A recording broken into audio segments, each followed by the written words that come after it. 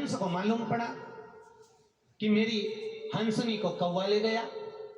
हंस ने अदालत में केस लगा दिया, साहब मेरी हंसनी को हंस ले गया है, मेरी हंसनी को कौवा ले गया है, आप वो दिलवा दीजिए।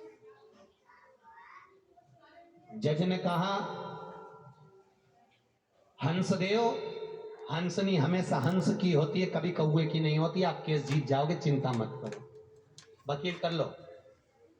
कौवे को मालूम पड़ा कि हंस ने वकील कर लिया, तो कौवा भी अपने वकील के पास गया।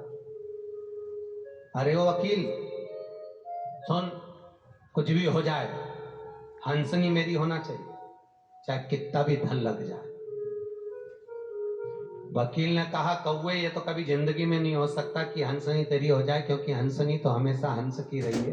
एक काम कर, तू रात्रि को जाना, जज के घर जाकर थोड़ी सी रिश्वत देकर आ जाना, अगर जज को रिश्वत दे देगा तो हंसनी तेरी हो जाएगी। इतना सा काम। कौवे ने कहा, उसमें कौन सी बड़ी बात है, अभी चले जाता हूं। जब कौवा गया, कौवा रात को जज के घर पर गया। जज साहब, जज ने पूछा कौन है, कौवा कहता है मैं। कैसे आना हुआ? जज साहब, व्यक्ति की 7 पीढ़ी बैकुंठ में है कि नरक में, या तो कौवा जानता है या ब्राह्मण जानता है। व्यक्ति की 7 पीढ़ी बैकुंठ में है कि नरक में, या तो कौवा जानता है या ब्राह्मण जानता है, इसलिए श्राद्ध में दोनों को जिमाया जाता है। श्राद्ध में कौवे को भी भोजन देते, ब्राह्मण को भी भोजन देते। कौवा कह रहा है, मैं अपनी दृष्टि से देख रहा हूं,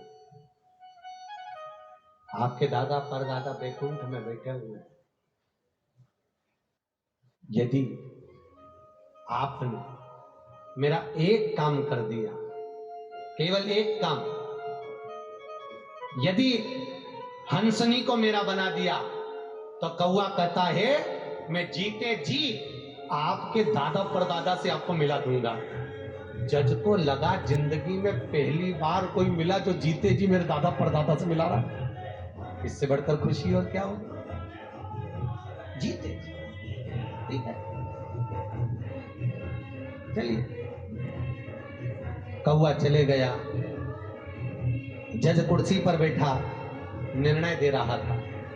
सारी सुनवाई होने के बाद जब जज ने निर्णय दिया, सारी सुनवाई होने के, तो जज ने कुर्सी पर बैठकर कह दिया, हंसनी हंस की नहीं, हंसनी तो कौवे की है। पूरी अदालत त्राही त्राही करने लगी, पूरी अदालत।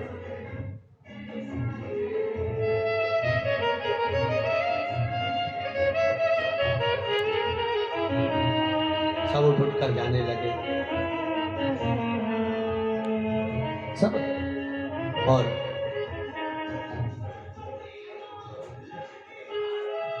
जज ने कहा, कौवे मैंने अपना काम कर दिया, तुझे जीते जी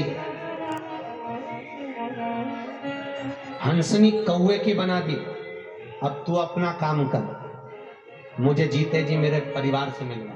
चलिए। एक आरज़ू जो रह गई अधूरी।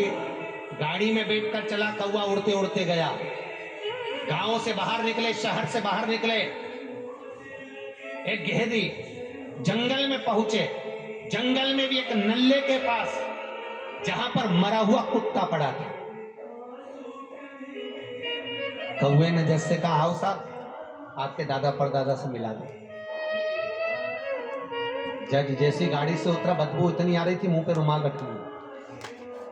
इधर आओ पास में। कौवा कहता है, आओ पास में। जज कहता है, यहाँ तो बदबू आ रही है, बहुत गंदी, और तू यहाँ लेकर आया? तो कह रहा था मेरी 7 पीढ़ी बैकुंठ में, आओ तो सही। कौवे ने जज को बुलाया। मरे हुए कुत्ते के पास में जो सफेद वाली इल्ली दिख रही है जज साहब, वो तुम्हारे पिताजी हैं। और इस कुत्ते के पास में जो काली वाली इल्ली दिख रही है, वो तुम्हारी माँ है। उसके पास में जो कीड़ा दिख रहा है, वो तुम्हारे दादाजी हैं। इतने में तो जज गुस्से में लाल होकर बोला, तू तो कह रहा था मेरी 7 पीढ़ी बैकुंठ में है, फिर ये नरक में क्यों दिखा रहा है? इतने में तुरंत उसी समय कौवे ने कहा, जज साहब, जिस समय मैंने कहा था उस समय आपकी 7 पीढ़ी बैकुंठ में थी, केवल अपनी कुर्सी पर बैठकर आपने झूठ बोल दिया, इसलिए वो 7 पीढ़ी बैकुंठ से नरक में आकर गिर गई। केवल एक झूठ मनुष्य की 7 पीढ़ी को नरक में पटक देता है। जीवन में सत्यता का भाव रखो। लोग मरने के बाद बोलेंगे राम नाम सत्य। कोई फायदा मिलने वाला है क्या उस समय? अरे बोलो तो सही, आएगा फायदा? फालतू की बात है।